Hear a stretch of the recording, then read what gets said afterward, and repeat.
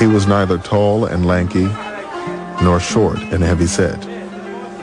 When he looked at someone, he looked them in the eyes. He was the most generous-hearted of men, the most truthful of them in speech, the most mild-tempered of them, and the noblest of them in lineage. Anyone who would describe him would say, "I never saw before or after him the like of him." Muhammad, described by a contemporary. Muhammad was a man who faced an absolutely hopeless situation. There was a whole continent, virtually, of people killing one another in an endless, hopeless vendetta, going down a chute of violence and warfare, feeling that society was coming to an end and had no hope. He gave them hope, single-handedly. In a space of 23 years, he brought peace and new hope to Arabia and a new beacon for the world. Islam, the religion Muhammad first brought to Arabia, now claims 1.2 billion followers around the world.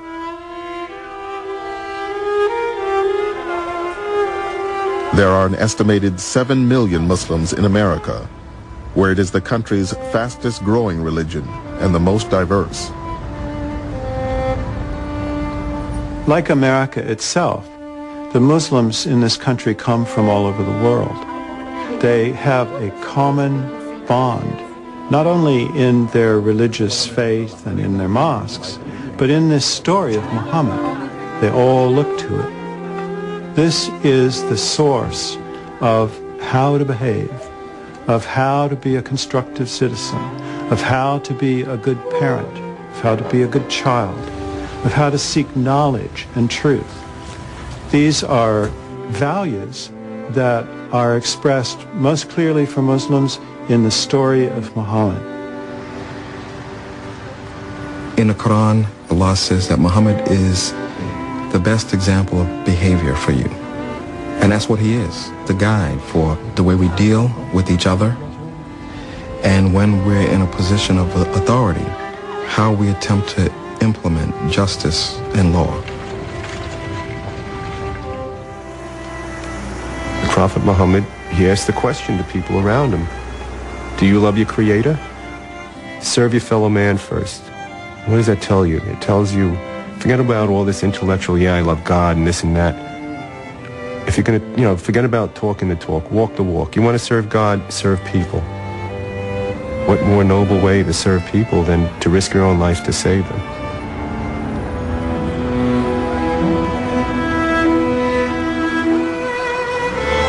September 11th has changed the whole world, and it has also put the Muslim community in the spotlight.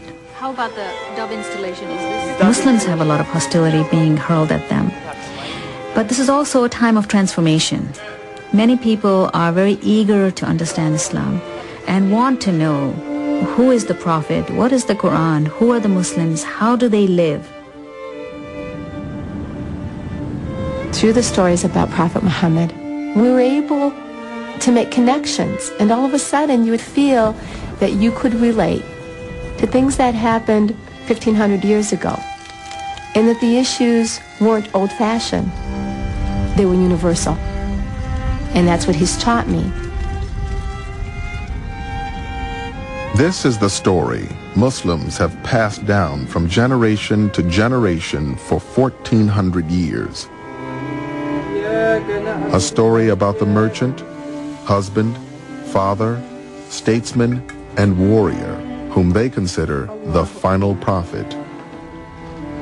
The man whose legacy continues to shape their lives today.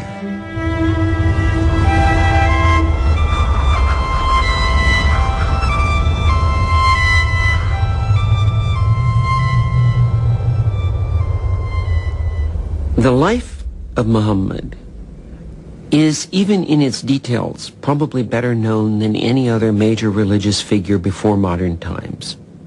His followers made careful efforts to record memories that they had of things that he had said and things that he had done. Many of these traditions may have been made up later on, but at the core, there seems to me to be little reason to doubt that there is a picture and a portrait of a living man. According to Muslim sources, Muhammad bin Abdullah, or son of Abdullah, was born in the year 570 in the city of Mecca, in what is today Saudi Arabia. A poet of the times described Mecca as a place where winter and summer were equally intolerable. The world into which Muhammad arrived was a brutal one, defined by hunger, violence, and tribal warfare. You could not exist without your tribe. An individual in this dangerous world had absolutely no chance of survival.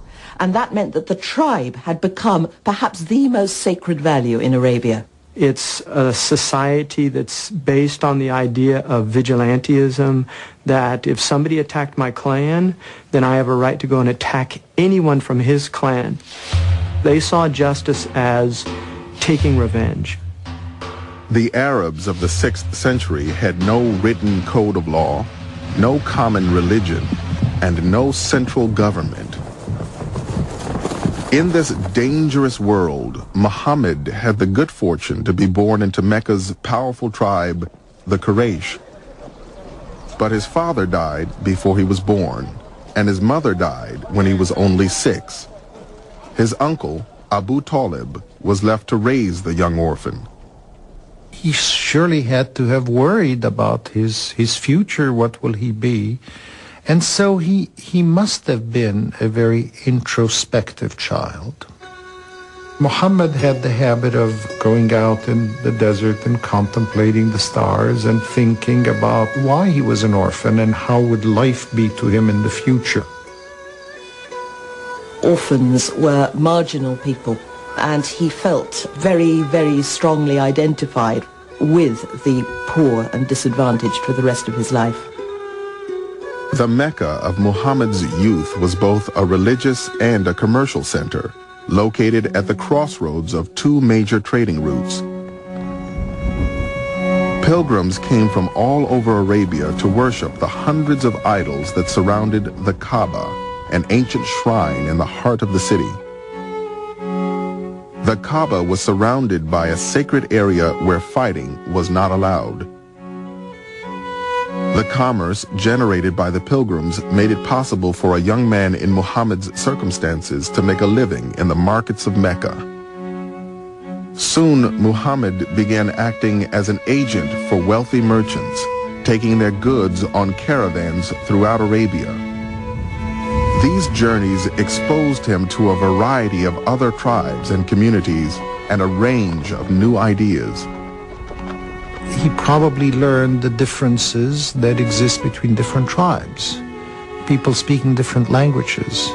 He encountered Christians and Jews and learned from them what their faith, what their religion, what their cultures are. Muhammad would have become aware that for the Jews and the Christians, the Holy Scripture was very important. Both got scriptures in which God had sent a sacred message to prophets. And this was a way in which people could relate to the divine.